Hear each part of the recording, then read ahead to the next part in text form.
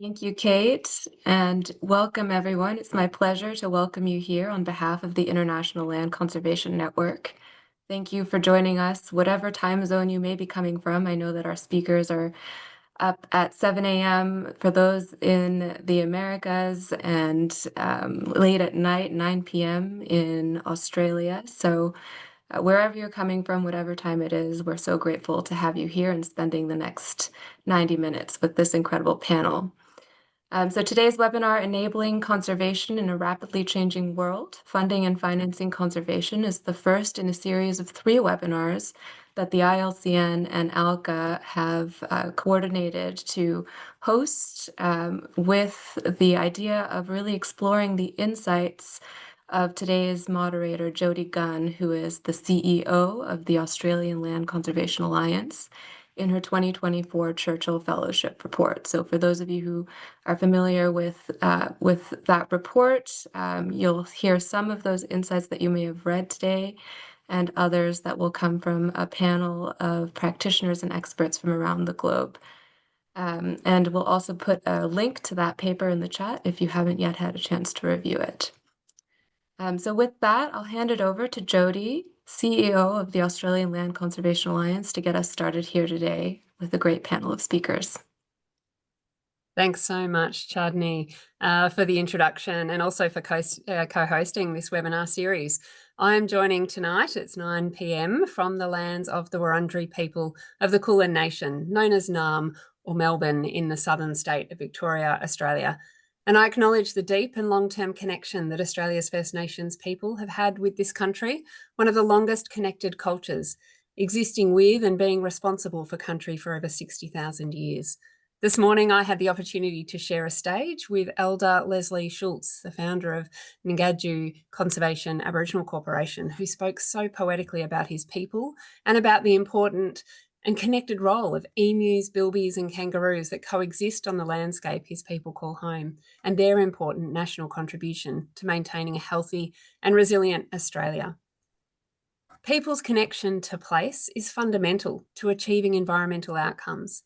As I weave my way through life, my underlying purpose has been to protect the unique species and ecosystems right across the globe, from elephants and baboons in the savanna plains of Africa to bettongs and dunnarts in rangeland Australia. However, despite the distances I've travelled and the ecosystems I've researched, core to how I've engaged in this pursuit has been in understanding the relationships of people to place, exploring the dynamics and influences that shape people's interactions with wildlife and their impacts on this planet we share. This interest, this curiosity, combined with my continuous drive to keep advancing our practice, inspired me to complete a Churchill Fellowship. It's a unique opportunity to be supported to travel globally, to learn from others and bring those learnings back to my work and life in Australia, to continue to grow the organisation I lead today, the Australian Land Conservation Alliance, that is scaling the protection, management and restoration of nature. And so I had the privilege to travel from Quebec to Boston, from Washington to Missoula, from Bozeman to San Francisco. I met incredible people doing inspiring and amazing things. I made and solidified friendships. I observed a significant election and I wrote a report. But there is no point keeping these things to myself, especially the people that I met along the way. And I wanted to share these people and the incredible work that they're doing with the world to help us all connect, to progress, to learn, to adapt and to innovate.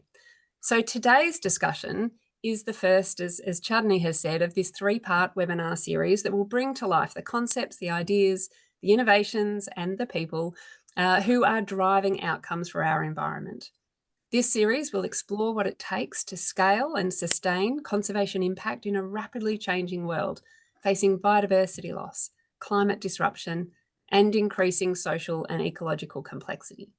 Over 3 dynamic sessions, we'll unpack how funding, collaboration, and on-ground practice can evolve to meet this critical moment for people and planet.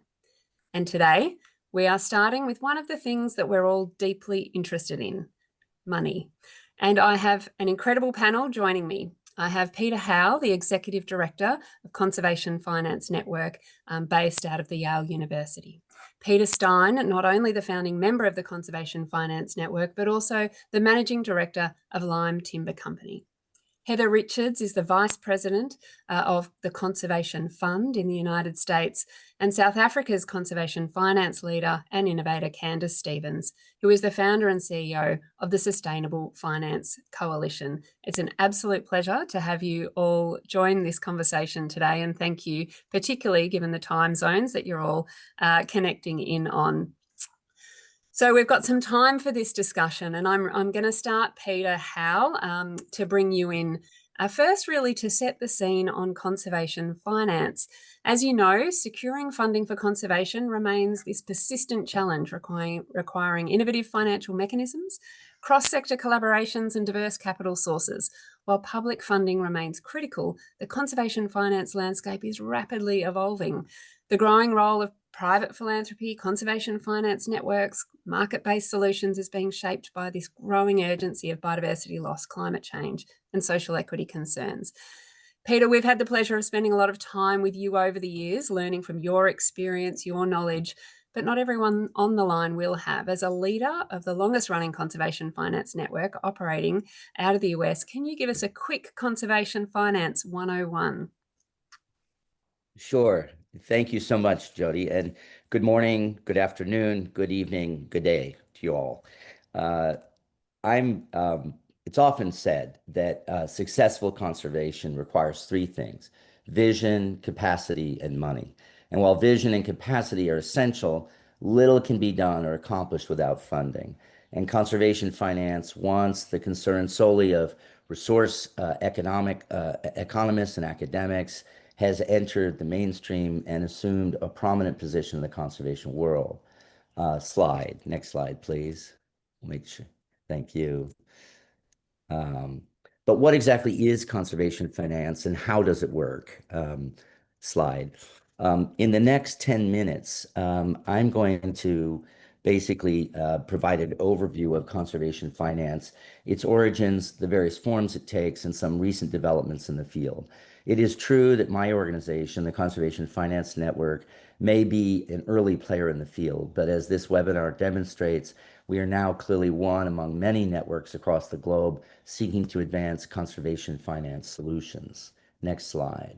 So just briefly about the Conservation Finance Network. Our mission is pretty clear. We are about trying to advance innovative and effective, the use of innovative and effective funding and financing mechanisms to pay for nature-based solutions. And this involves a mix of strategies that involves markets and governments, public funds and private funds, with the goal of advancing and achieving positive social, environmental, and financial outcomes. So we do this in a couple of different ways. We do this by advancing, convening leaders. We bring together folks from across the US and elsewhere through roundtables and boot camps. We also coach practitioners both in the nonprofit sector and work with key public agencies in the United States to coach them on effective solutions. We connect folks through our website, our e-news. We share cutting-edge information about the field of conservation finance. And finally, we help catalyze promising approaches, workshopping them to advance sustainable solutions to achieve scale and increase conservation impact. Next slide, please. Oh, one before, my apologies. So what is conservation finance? It's a broad term. It encompasses the many tools and strategies for securing funds needed to implement and sustain a given conservation objective. But here is one definition that we use, that it is this innovative use of tools for nature-based solutions. Sorry, next slide, please. So conservation finance has its origin in the belief that nature has economic value, and then incorporating this into economic decision-making will improve environmental outcomes. Traditionally, of course, many natural values have been treated as public goods, for example, clean air and water, that anyone can benefit from, and therefore are hard to price and thus difficult to incorporate into decision making. One way to overcome this is to identify natural values that have benefits to humans, such as clean water, stable climate, or beautiful views, and reframe them as goods and services, things that have economic value. Government has a very important role to play here by creating a set of rules and incentives. We'll hear a little bit about that today, including taxes that can enable nature to be valued or unvalued, depending on how government acts. So, as this slide shows, conservation finance includes many things, and it takes many forms, both traditional fundraising involving grants from government, foundations, corporations, or individuals, as well as strategies that go beyond grants to tap market-based approaches, including private investment, which we'll hear about, including in mitigation, which we'll also hear about, debt for nature swaps, payment for ecosystem services, among others. The crux of conservation finance, however, is that someone must pay for an environmental good or services or for the avoided costs that a conservation finance solution might achieve. Next slide, please. But because these are so many things, we often break conservation finance into four key categories of sometimes of categories that sometimes overlap. So briefly, government grants, charitable grants or donations, cash flows, and for-profit investments. Government grants make up, at least historically in the US and in many other places, the vast majority of funding for conservation projects. They can fund acquisition and easements, restoration, planning, capacity building that can range across biomes, including forests, farmland, wetlands, and coastal habitats. In the US, we've had great success at the federal level with funding, but also at the state and local level with ballot measures, typically known as referenda or initiatives that have developed significant amounts of conservation funding at state and local levels. Charitable donations are important too. Philanthropic support can be provided by individuals, foundations, or corporations. This is a lesser but still significant source of funding for conservation. Typically, philanthropic funding has been provided in the form of grants, either targeted to specific projects or less often for general operating support. Increasingly, though, foundations are putting both their endowments and grant funds to work by providing other kinds of support, such as program-related investments, low-interest loans, guarantees, interest rate sweeteners, and more. Internationally, some philanthropies in collaboration with governments have helped to capitalize conservation trust funds in some 50 countries to manage long-term financing for protected areas, biodiversity conservation, or other purposes. Cash flows or earned income. Where there is a source of income or cash flow attached to a conservation outcome, this can unlock yet another new source of conservation finance. Cash flows can come from a wide range of sources that include municipal, state, or federal tax revenue for government-funded conservation projects, entrance or use fees for parks or other valuable resources, sustainable timber harvest, and payments for ecosystem services like carbon credits. Finally, for-profit investments. Cash flows create an opportunity to attract private investment, a complicated but growing source of funding for conservation, as we'll hear a little bit later. Because investors require a return, this can create challenges for nonprofit organizations accustomed to utilizing grants or what we call free money. But there are numerous ways in which private capital can advance conservation outcomes, ranging from parallel investing in sustainable forestry and regenerative agriculture, which we may hear a little bit about from Peter Stein recently, to blending market rate capital with public and philanthropic funding to increase the scale and impact of conservation.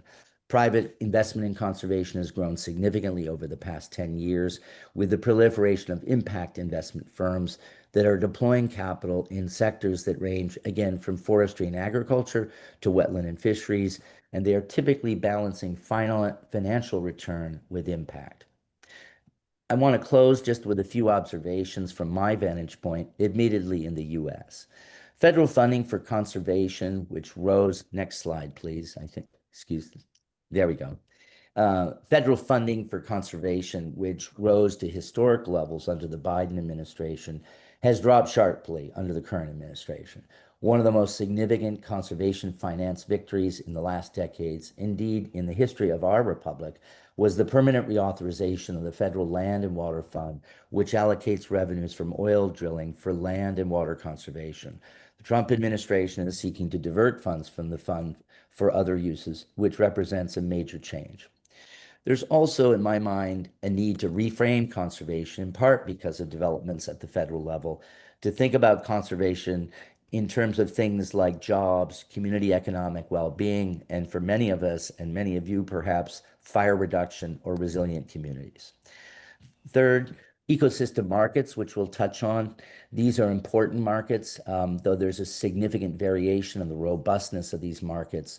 Certainly uncertainty in the carbon markets, and yet water remains a significant driver of many water funds and markets for payment for ecosystem services in parts of the world. And then finally, as I alluded to above, impact investing or the private sector. We're never going to accomplish everything that we need to do with public funding alone, a fact brought home to us in the US by the current situation. And so therefore, impact investors are absolutely essential in helping us get to scale and protect the things that matter. And with that, I think I might throw it back to Peter Stein, who may talk a little bit about this very subject. Jody? Peter, thanks so much. I think people would come and spend a day to get that kind of information from you. And so thank you for condensing that into a short 10 minutes. Peter Stein, you also do wear many hats, including being the founder of the Conservation Finance Network that has deeply connected to the Australian Land Conservation Alliance. It's shaped our very own conservation finance network. And your day job is as the managing director of Lime Timber Company. Peter, also when we sat around the table at the Lincoln Institute in Boston back in October, we explored both the opportunities and the challenges facing the conservation finance world today. You are one of the masters in turning a challenge into an opportunity, I think it's fair to say. So, Peter Howe threw the hat to you, Peter Stein. So with your Lime Timber hat on, perhaps you can expand a little bit on some of the innovations that Peter's talked about and how through Lime Timber you've been demonstrating your ability to unlock private capital and I think particularly undoubtedly challenging at the moment. Well, thank you, Jody. And it's great to be on a panel with such good friends and brilliant practitioners in the field of conservation and restoration of natural resources.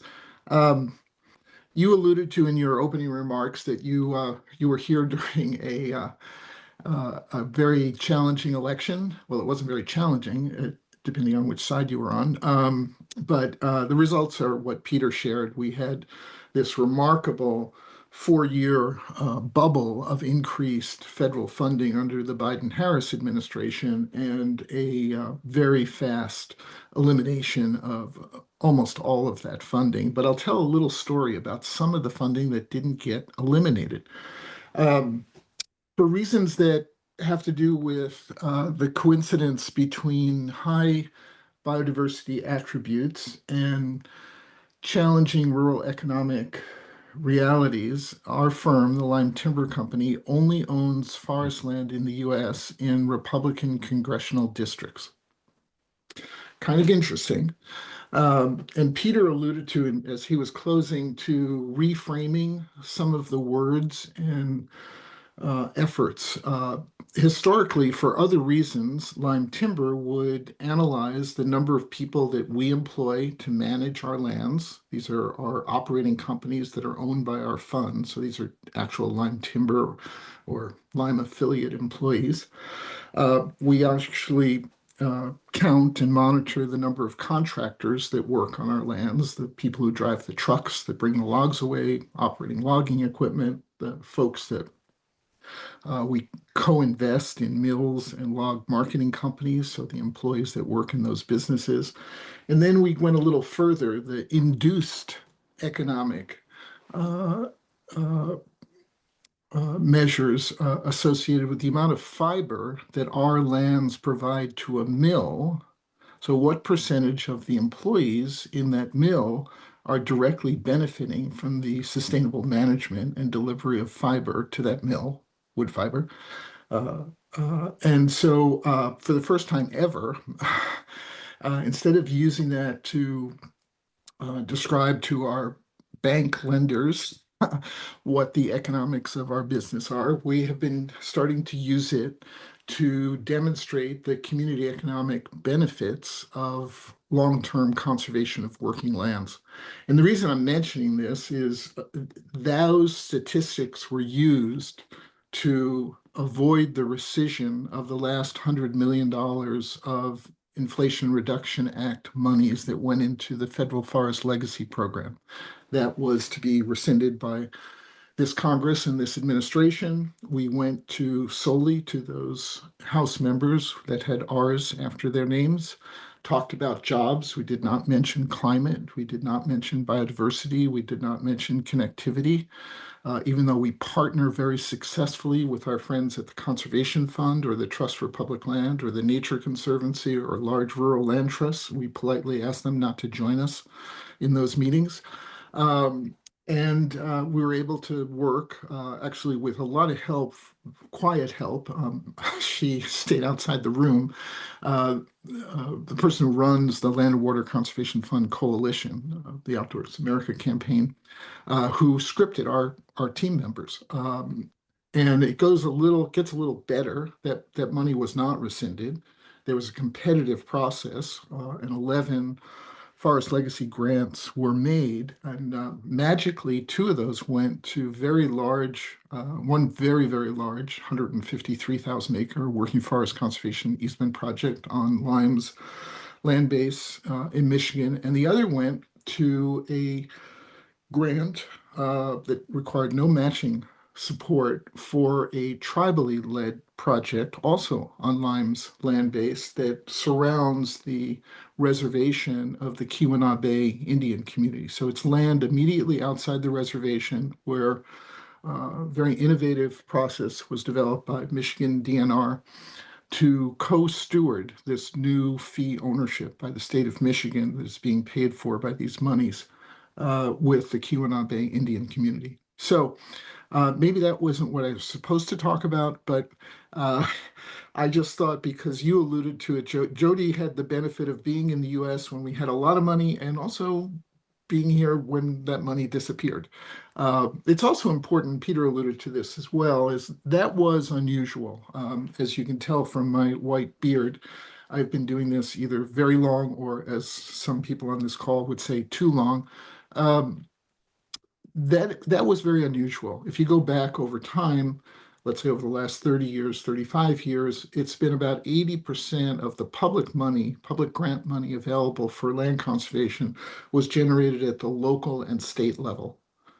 And 20% came from sources like the Land and Water Conservation Fund, the conservation titles of the Farm Bill, a little bit of money in DOD, and every now and then an oil well would blow up in the Gulf and there'd be natural resource damage assessment money. But it really was 80-20, 80% state and local, 20% federal, till the Biden-Harris administration, where it became 50-50, which was very unusual. We're very much now back to that 80-20 range, and that's kind of the constraints with regard to federal money, but I think we're seeing a lot more effort going into building the political coalitions to continue to get American voters to tax themselves, to pay for conservation at the state and local level. The same election that elected Donald Trump, there was over $14 billion worth of these referendum initiatives that Peter alluded to passed in that same election, and not just in California, not just in blue states, but in red states, purple states, and blue states. So I think it's really important. And I think Lyme is in a position where I would say pure preservation is not something that this Congress or this administration is going to get comfortable with, but the working lands, rural economic development description of what happens with working lands seems to resonate, at least with Congress. And it causes me to be slightly hopeful, notwithstanding all the other terrible things that this federal administration is doing, not just in conservation, but how it works around the world. So let me stop there. Thanks, Peter. And I think, you've touched on so many points, obviously relevant and specific to the US, but also, to things that are shifting and changing globally as well. And the importance of conservation and the conservation sector and their ability to be able to communicate, to engage with local communities, and obviously the work that the sector does goes beyond the environmental impacts. It does allow, the impact to reach into rural and regional communities where they work and operate. And some of the other chapters in the Churchill really talk about how each of the different land trusts across the US that I observed really tailored their strategies to meet their local communities' needs, whether that was access to parks for walking, or whether that was, First Nations initiatives that they were trying to lead and support, or, as you say, working lands. So I think there are, the ability for the sector to adapt and shift is really important, and I think goes to the heart of these questions around how do we build resilient funding streams, funding pathways, finance pathways that move and that can withhold these changing political systems and structures. Thanks, Peter, for allowing us to sort of expand further into that shift in time and how we keep resilience and adapt in these changing times. And we'll come back to these conversations as well. Heather, I'll turn to you now. You are Vice President of the Conservation Fund. I was so impressed when we had these conversations in the US by the different ways the Conservation Fund is applying government and non-government mechanisms to tackle the biodiversity challenges. You have developed a range of innovative models for funding, and one of these is the Mitigation Fund. So in addition to telling us a bit more about your organisation, can you talk to us about the Mitigation Fund and in particular what it's enabled? Sure. Thanks so much for having me, and good morning, good afternoon, good evening, wherever you are. I have finished my first cup of coffee, so I can fully be articulate now.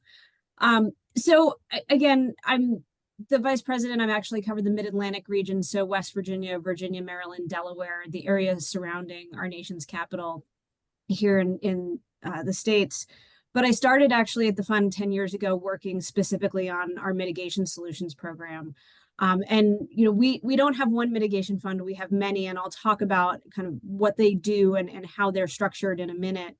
But first, just a little bit about the Conservation Fund. We were founded 40 years ago with a dual charter. And our DNA, really, our mission is based on the idea that environmental conservation and economic development can be mutually beneficial. That idea that we can have both things. We can have conservation, we can have development, and they can really support each other. And in fact, they have to support each other in order to be sustainable for the long term. Over the past 40 years, we've conserved over 9 million acres across the country, valued at over $8 billion. Last year alone, we protected 156,000 acres, valued at $526 million. So overall, we're using a lot of different sources of income, capital, impact investing, government grants from the federal all the way down to the local level to achieve that. But our mitigation program specifically has completed on the ground more than 350 mitigation projects for 375,000 acres across the country. And those projects benefit everything from endangered species, migratory birds, state and federal lands, and historic and cultural resources. And I'll talk about some examples of those in a minute. But I think it's important to understand first that all of our mitigation work really is based on that mitigation hierarchy, that these project developers first have to avoid impacts to the extent that they can. They have to minimize impacts to the extent that they can. And then they can come to us or other mitigation providers and provide funding to mitigate, to offset those impacts that they cannot avoid or minimize. So if we want to go to the next slide for a minute. Mitigation really requires a regulatory hook. There has to be some entity that is requiring an offset to be provided in order for someone to get a permit or an approval to build something like a wind farm or a natural gas pipeline or a transmission line. So that regulatory hook is what starts the conversation between the project developer and the regulatory agency. And then oftentimes the Conservation Fund is brought into that discussion by one or both of those parties to say, you need a mitigation solution. the Conservation Fund might be able to provide that. And we operate in a very specific niche. There's a very broad market for things like wetland conservation, wetland mitigation, stream mitigation. We work in a couple of specific areas that I'll give some examples of, but we implement that mitigation in 3 different ways. The primary ways for implementing mitigation are permittee responsible mitigation, where a project developer, someone who's, say, building that transmission line, works with a group like the Conservation Fund to provide a mitigation project or a series of mitigation projects just to offset their own impacts. So in those cases, they are still responsible for the mitigation and they are working with a provider to do that. An in lieu fee program is where money from a number of projects can be pooled together to hopefully secure a bigger and better conservation outcome. And the important thing here is you think about a lot of death by 1,000 cuts for some species. 5 acres here, 2 acres there, 3 acres over here. Soon you've lost a functional ecosystem. And so an in lieu fee program can bring together payments for those small impacts into a much larger pot of money that we can use to generate a much bigger conservation bang for the buck.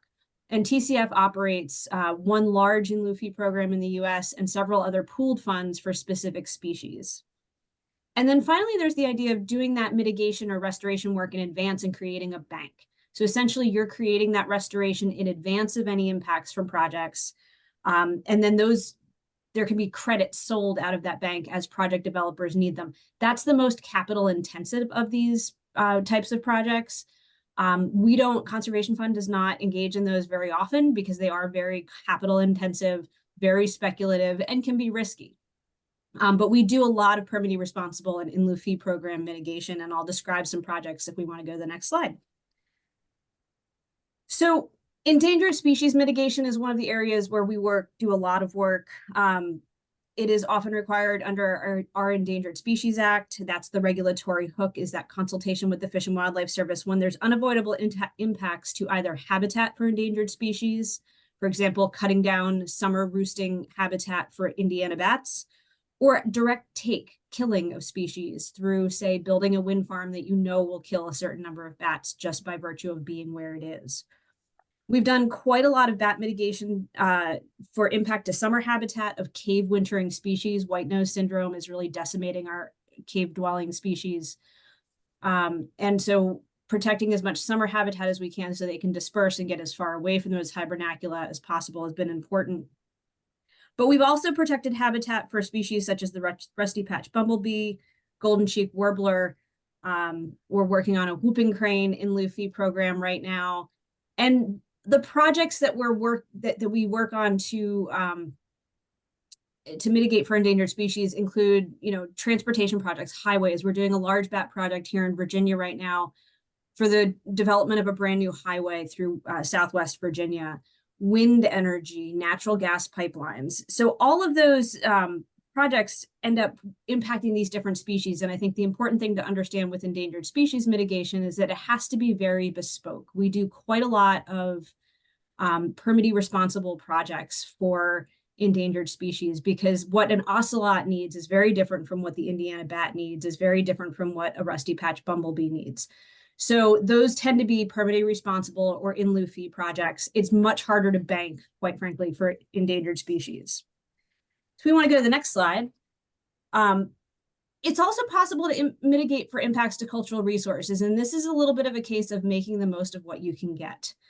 Transmission lines, the photos here are of what's now called Machicomico State Park. And this was the result of transmission lines that were built across the James River in Virginia, inside of Jamestown Island, inside of the first English colony in the United States. It also crossed significant tribal lands and generated a consultation under our National Historic Preservation Act between quite a number of parties, including the National Park Service, Virginia's Indian tribes, Preservation Virginia, and a number of other folks.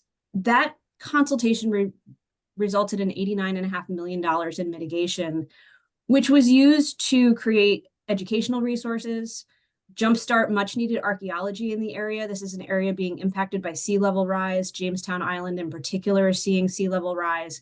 And as that water comes up, it is essentially destroying all of the archaeological record that is still in the soil, both from the Jamestown colony as well as the indigenous sites in the area. So this funding is going to provide for archaeological research, and it also helped provide $25 million to purchase and develop a new state park dedicated to Virginia's Indian tribes.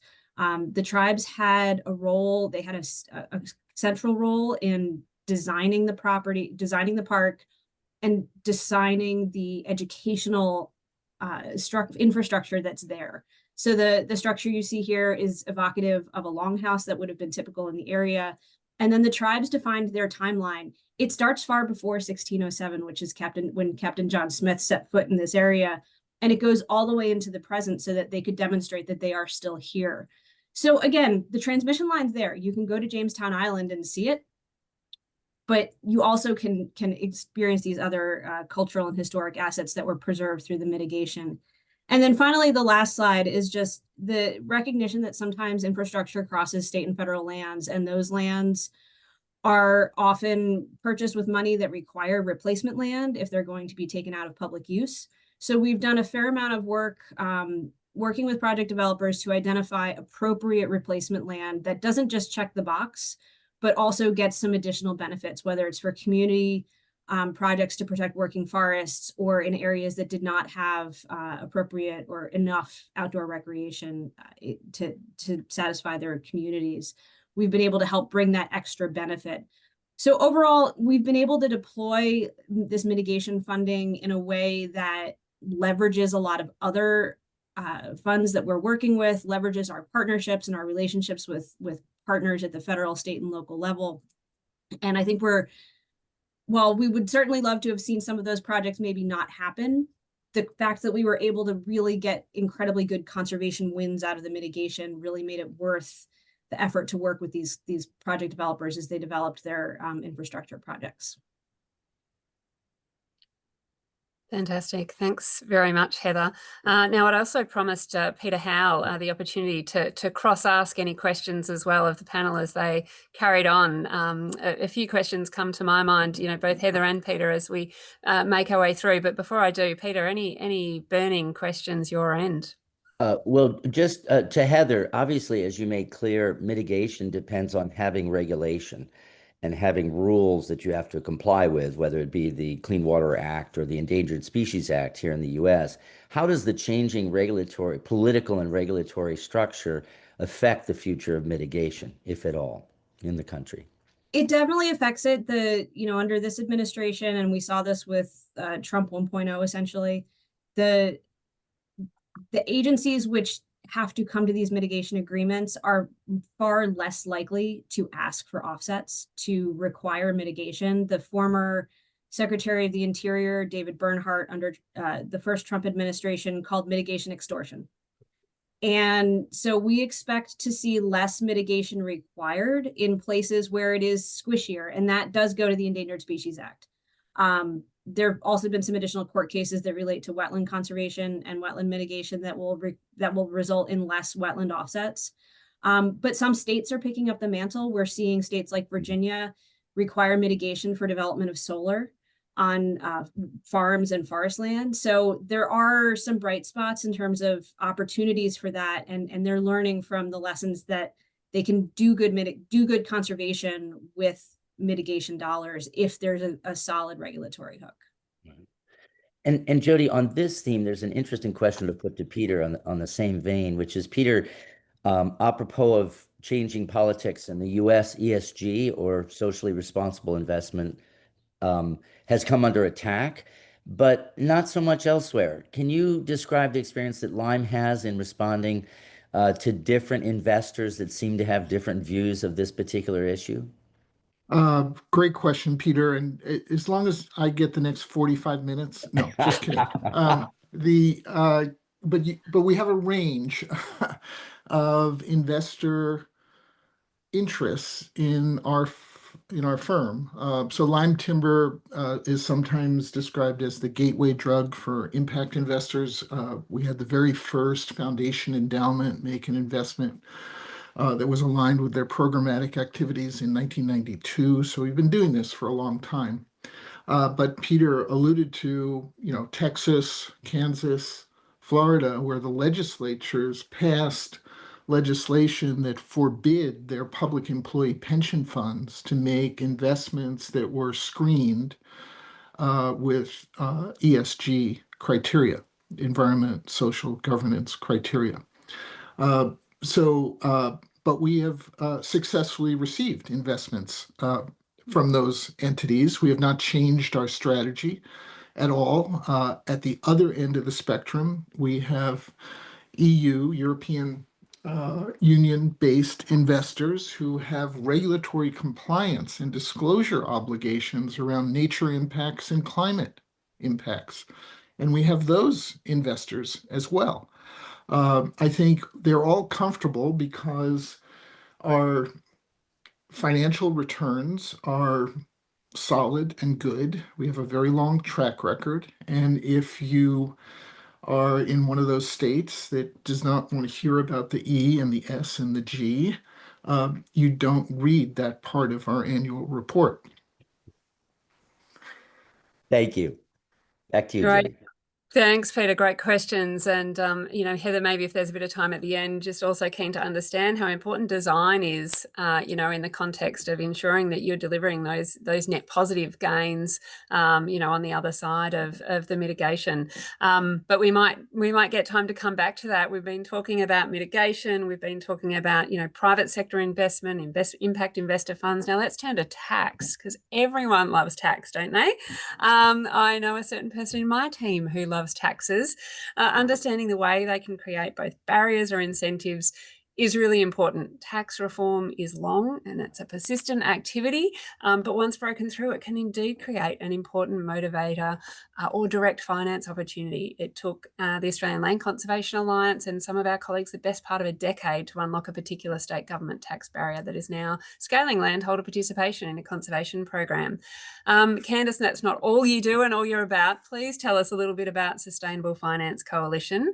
It's the organisation that you lead in South Africa. And in particular, can you describe the work that you've done on tax policy and how this has proven a major motivator for conservation impact? Thanks, Jody, and fantastic to be with so many conservation finance colleagues and people from around the world. Greetings from Johannesburg in South Africa. So as Jody mentioned, I have the privilege of leading the Sustainable Finance Coalition. We work across Africa, covering 15 different countries and the Southwest Indian Oceans. And importantly, we build different finance solutions for specific conservation landscapes and seascapes. And we do that as a collective. So the importance of having networks of people coming together to address some of our biggest challenges is critical to the work that the coalition does. And I think that echoes across ALCA, across the ILCN, the Conservation Finance Network, and it really shows the power of collective action. So what we often find across the African continent, and I am going to share on tax, is the big question of financing nature. And importantly, being able to find finance solutions that are fit for purpose. Tax incentives are one such opportunity, but importantly, we have to be able to ask ourselves the question, are they fit for purpose? How do we design them to be fit for purpose? And how do we pick the lowest hanging fruit to be able to address the nature finance gap? And so the role of the coalition across Africa is really there to be able to unlock those doors to financial opportunity. And the way we do that is we have a model with 3 parts to it: find, design, and mobilize. And we use this across a multitude of different landscapes and seascapes with numerous conservation partners, local communities, private sector, and numerous different governments. And through this process, tax incentives have evolved alongside a number of different finance solutions, many of which tying into the conversation and bits and pieces that both Peters and Heather have shared. And so where we always begin, and this is critically important, and it's why I always share this, is so often we can be tempted to chase after a green finance unicorn, something that sounds incredibly big, incredibly exciting, or something that's worked in a different jurisdiction and a different context. But how do we make sure that it's viable for the landscapes that we're actually working in? And so the first part of the model that we use is really identifying the right finance solution for the right place with the right people. And when we know we're onto a good thing, that's when we move into design and we begin to implement individual finance solutions, making sure that we have those impact parameters as the guardrails. Because it's never just about increasing the amount of finance available for conservation, but ensuring that it attaches to concrete conservation outcomes on the ground. And I think this is a theme throughout Jody's webinar series and throughout the discussion today, is that we simply can't do it alone. It requires a huge amount of collaboration across different networks and platforms to make these new innovative solutions work. Just a snapshot of the footprint in Africa where the finance model has been utilized. And then moving on to the specific tax incentives as an example. So within the South African context, we have extensive private and communal land conservation, most of which is heavily underfunded and underfinanced, which is the case in many countries across the world. And so we utilize that model, find, design, and mobilize specifically to determine, could we address some of that finance gap by utilizing dedicated tax incentives to do so? So starting with that fine component, we interrogated not only South Africa's tax legislation, but our protected area legislation at the same time. I think what Heather referred to in regulatory hooks, we refer to them as building blocks. But South Africa's legislative and policy frameworks, both around tax and land conservation, provided the building blocks for this very unique tax incentive. This tax incentive in South Africa attaches to the highest level of land conservation in the country. And so where private and communal South African citizens declare their land as a nature reserve or national park, they're entitled to deduct the full value of land from taxable income. It is an extraordinary tax deduction, and as of September 2024, this was valued at $30 million US, which covers just over 500,000 hectares of protected area across the country. It covers multiple different biomes, multiple different types of individuals, companies, trusts, community associations, and we've been able to increase the scale and reach of this particular tax incentive. But what is really important about this process is that by utilizing the finance model and the design part of that model, we were able to structure this tax incentive in a way where it had foundational building blocks, critical success factors that allowed us to then replicate that process. So it wasn't just about creating one tax incentive, it was about creating a blueprint to create additional tax incentives, which is exactly what we then went on to do. And so we've been able to work with national government in South Africa, numerous different conservation actors, to create an additional tax incentive that specifically addresses the management considerations for threatened species. So securing species in a context like South Africa, many other countries across East and Southern Africa, megafauna like rhino facing huge anti-poaching threats, it's incredibly expensive to be able to secure species like this. And so this tax incentive works alongside the protected area tax incentive to reward those conservation efforts that are dedicated to these threatened species. And so we get numerous impacts working side by side. Haven't met a single person who doesn't want to pay slightly less tax. And if you get to do so for the benefit of conservation, all the merrier. And so we're seeing South Africa's target 3 objectives under the Global Biodiversity Framework increase. We're seeing individuals being able to receive tax deductions, and we're seeing threatened species and land conservation benefiting. And so now the big question is, how does this apply to other countries around the world?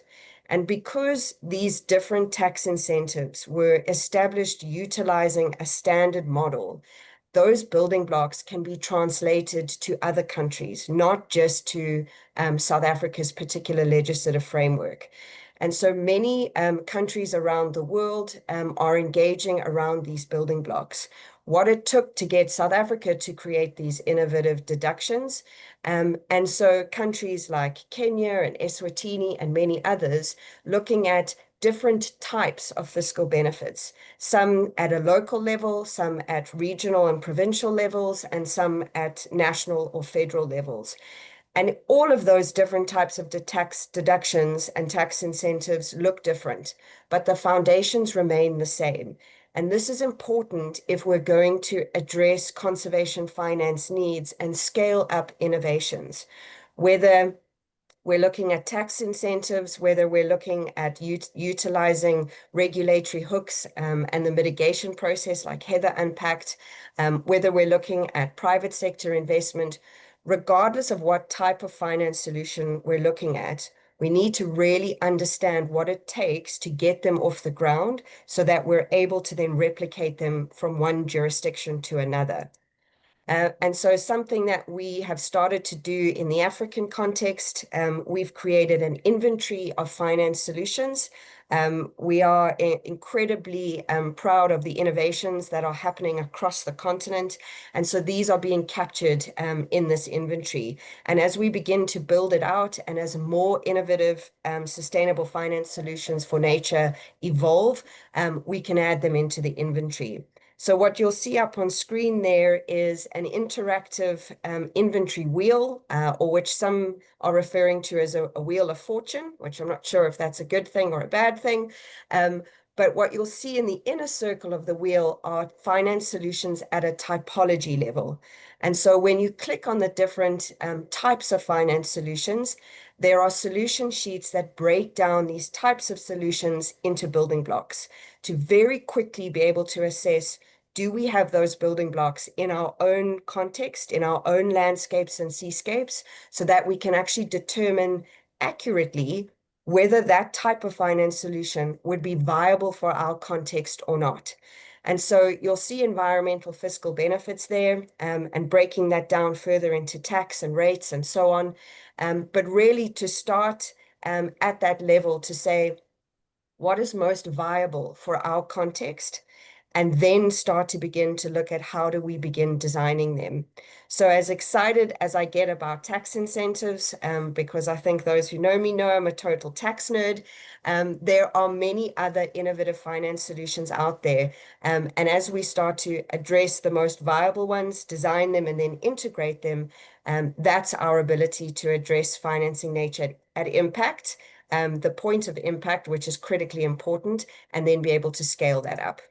Again, it doesn't happen alone. It's a collective effort. So this is a snapshot of many of the partners at work across Africa to build all these innovative finance solutions.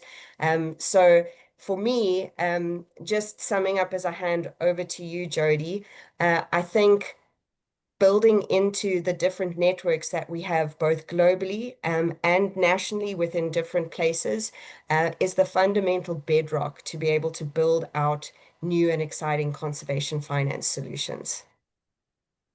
Fantastic, Candice. Thanks so much for sharing that. I love the 3-part wheel and also the wheel of fortune. I think it's a really fantastic. I loved it when you shared that with me some months ago. Really fantastic initiative that's obviously having real impact in South Africa, but also that you're communicating about that globally and others can learn from you. I think what's come through just about every one of these conversations, and you really made a great segue to this right at the end, Candice, was the importance of networks, your own networks within which you're deploying these activities, but also the networks that you're all building in the conservation finance space, particularly. So Peter, Candice, like us at the Australian Land Conservation Alliance, what is the role of these networks, the networks that you're building in your own countries, and the ILCN, broader global network, and how are they critical to mobilising funding and finance for impact? You've kind of got a minute or two each to answer this, because we're really running up against time now. Go on, Candice. You go, or Peter, go ahead. Yeah, just very quickly, everybody thinks that I do this because I'm friendly or nice or gregarious or what have you, which probably is not true, actually. I do it because I think the private investment world needs credible, qualified partners in the NGO world.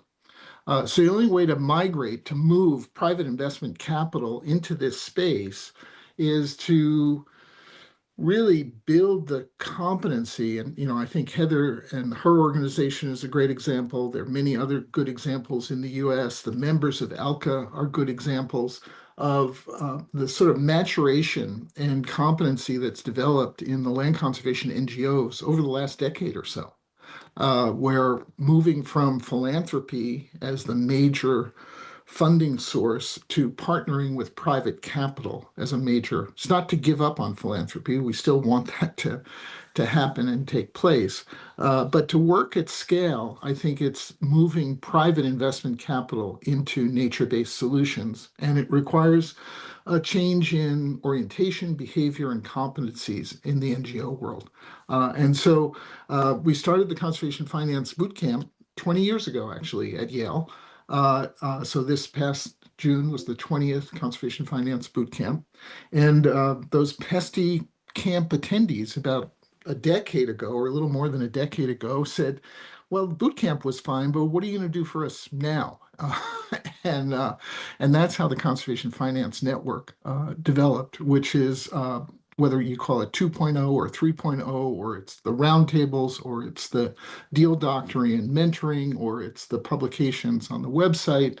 It's really building a field. And I've been lucky to also be part of ILCN, International Land Conservation Network, and both Peters were recruited to Australia about 8 years ago to do the first conservation finance intensive in Australia. And look where that's gone without us, thank goodness. I mean, we're there at the beginning, but it's just remarkable. We'd love to have you back every year, you know that. But I want to turn it over to Peter for a second, because it's happening in Europe as well. And I had the pleasure of being part of the third conservation finance boot camp in Europe, in Northern England at the end of June. But Peter and Chandni have been very involved in developing Eurosite and European Land Conservation's networks' comfort and interest in conservation finance. Yeah, just briefly, we worked with those folks to create the first European conservation finance boot camp that occurred in Italy, in Capalbio, just outside of Rome, 3 years ago, that attracted a very diverse group of land conservation leaders from about 15, 16 different countries across Europe. And we replicated that in the wilds of Romania last year, that attracted a similar number of folks from that diversity of countries, and have adopted some of the things that we've done at CFN, including some panels, also a dolphin tank, which now seems to be a very familiar fixture on conservation finance network gatherings across many continents, to workshop projects and provide kind and gentle advice on how to advance them. So there's been a terrific transfer of information and technology that's occurred, thanks really to ILCN, that has been really at the hub of helping make these international transfers happen, to our colleagues in Europe, and of course to people like Constance and folks in Australia. So I think it does take a globe, not just a village, to make big change happen. And we've been pleased to be a part of it. Candice, we wanted to leave some time for you, though, to talk about your network, which has been really something else. Thanks, Peter. So I think we can pretty much sum it up as we can't create financial capital for nature without social capital. It's too complicated, and to be able to create things like impact bonds for species and other niche instruments, you've got to have conservation experts, bankers, financial analysts, government officials, and decision makers all sitting around the same table. And so what we refer to it in our network, and building on so much that's happened across the globe, is a finance for nature ecosystem. And the wider and the more diverse that finance for nature ecosystem is, the more life it begins to create. Fantastic. Thanks so much. I mean, what an incredible, rich set of observations and experiences to draw upon that I hope has left everyone that's joined us tonight with a bit of knowledge, a bit of inspiration and motivation to continue pushing and testing the boundaries of innovative funding. We know addressing biodiversity loss and climate change requires both global financial solutions and locally driven conservation efforts. To fund conservation at scale, you've heard from folk on the panel this morning, a diverse integrated approach is needed, one that combines policy innovation, financial literacy, and strategic partnerships. Conservation finance is evolving rapidly all the time, with blended finance, capacity building, and Indigenous leadership identified as important levers for change. As funding priorities shift, it's important we do remain adaptive and innovative, ensuring those financial tools and the partnerships deliver real and lasting impact. I really want to thank tonight the International Land Conservation Network this morning. Can't tell where I am. My mind is in so many different time zones, for creating this space and the platform for individuals like ourselves to come together to address collective global challenges. Peter, Candace, and I last met in Quebec at the ILCN Global Congress, and perhaps the next time we'll meet again, as you say, Peter, is when the Australian Land Conservation Network hosts the next International Land Conservation Network Global Congress here in Australia. Put it in your diaries. It will be in October 2027. So book your flights, pencil it in. You've got time to save and organise your travel.